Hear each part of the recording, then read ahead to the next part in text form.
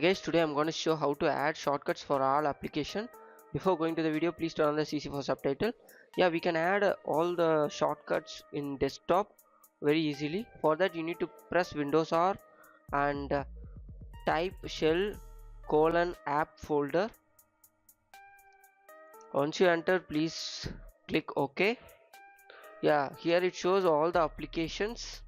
You can add the required application to be in shortcuts. So for that, here I'm gonna choose the VLC media player, and then you need to right click, and here at the last tap create shortcuts and then click yes. Once you click yes, your shortcuts will be added over on your desktop.